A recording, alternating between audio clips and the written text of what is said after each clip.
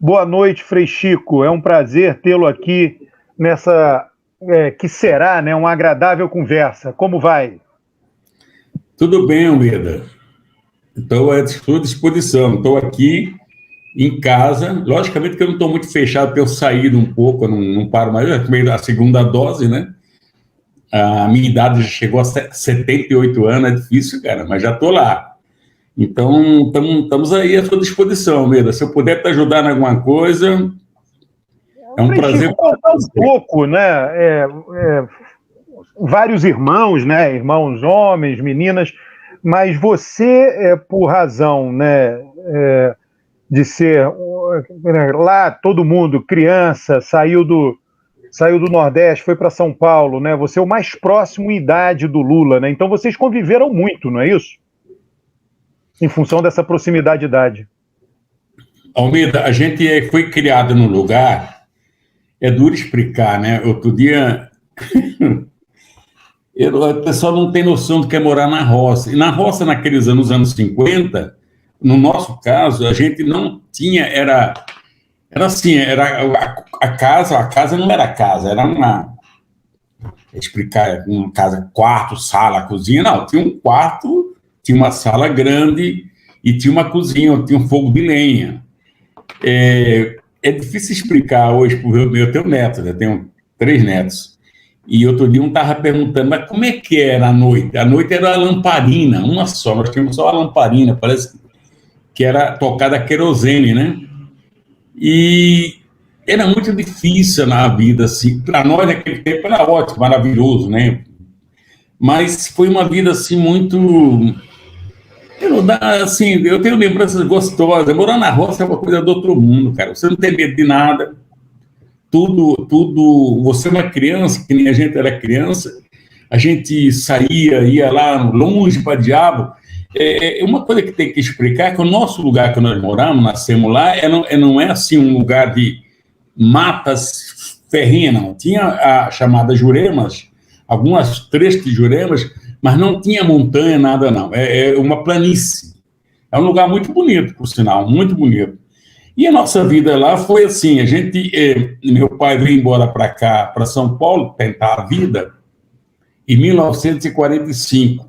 O Lula estava para nascer, minha mãe ficou grávida do Lula, ele nasceu alguns meses depois, 2 meses por aí.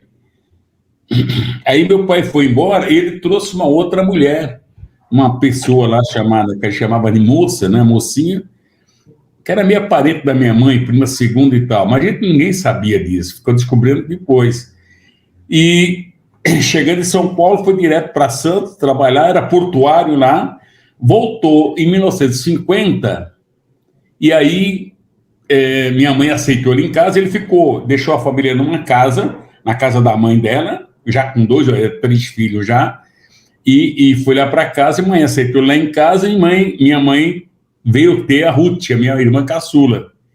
O Lula nasceu, depois, 5 anos depois, nasceu a Ruth. Aí, passados uns anos, ele veio embora, ele trouxe um irmão meu, Jaime, um dos mais velhos. E o Jaime escreveu uma carta, ele ficou com muita saudade da gente, queria, coitado, né? E escreveu uma carta, e essa carta é difícil explicar para as pessoas, porque ele sabia ler e escrever, pouco, mas sabia. E meu pai não sabia ler e escrever. Aí ele escreveu uma carta, e meu pai ditando a carta e tal, mas meu pai não mandou nós vender nada não para vir embora. Meu pai só mandou dizer que estava tudo bem, aquela coisa. E ele escreveu por conta dele que pai estava mandando vender as coisas e vir embora. E aí mãe recebeu essa carta, ela demorava a chegar, demorava meses para chegar a carta, viu? Outra coisa engraçada, né? E engraçado, quer dizer, no tempo, né? Aí minha mãe vendeu o que nós tínhamos lá, não tinha quase nada, um pedacinho de terra lá, e fomos parar em Santos. Pô. Aí o Lula era eu tinha 10 anos, ia fazer 10 anos, eu já tinha 10 anos. O Lula ia fazer 7. Aí depois, mas foi uma tropa, não veio uma tropa embora, que a minha mãe trouxe o irmão dela, o Odorico e a Laura, né, que era mais uma criança, que era o Zé. Aí fomos parar em Santos. Você imagina, chegamos lá, puta, foi uma viagem de 13 dias de pau de arara, vocês não têm noção do que é pau de arara. Eu falo para minha uma neta minha que estava reclamando, um dia nós vamos fazer um teste que é andar de pau de arara. É uma coisa triste. Imagina, não tem curso, sabe? Um negócio maluco. Depois de 13 dias, chegamos em Santos, paramos ali, passamos no Brás. Do Brás, a gente pegou um carro. Esse carro levou todo esse povo, que era 4 pessoas, minha mãe, mais o Dorico, a mulher, o filho, 5, 6 pessoas. Olha, o Nova foi 10. Tudo num táxi, aquele táxi dos anos 50.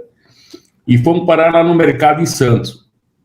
Mercado de peixe, bem em Santos mesmo, ali onde atravessava. Tem uma catraia que atravessava para o Itapema, Vicente Carvalho. Você imagina que é entrar naquela catraia e passar em frente, e ela passa embaixo do porto, né? É meio túnel, né? E aí você desemboca no mar, um braço do mar, largo para peixe, e você passa do lado daquele navio monstruoso, cara. Um puta de um susto que a gente toma, um negócio maluco. Pô, ficamos morando lá com meu pai.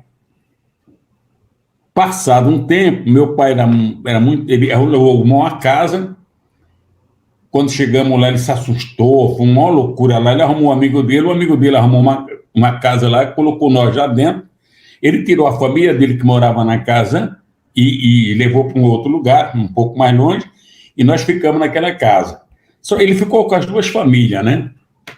E aí o nosso drama é que ele maltratava muita gente.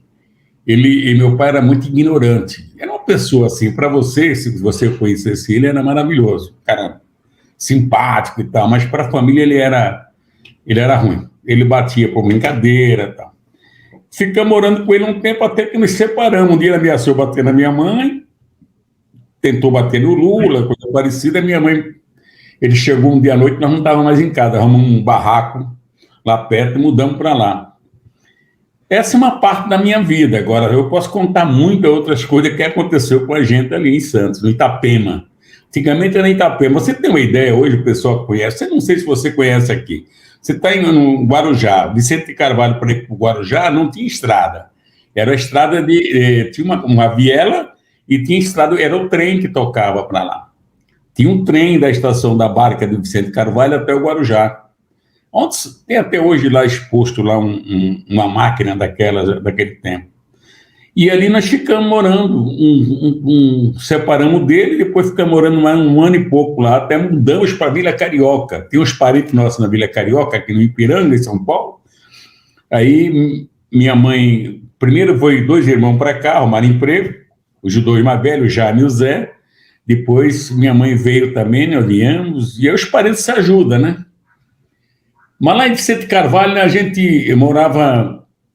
assim, aquela história da gente vender laranja, amendoim e tal, minha mãe fazia tapioca, cara, para a gente vender lá na Barca.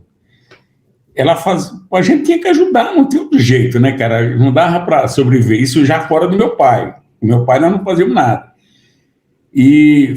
Só ia caçar com ele essas coisas.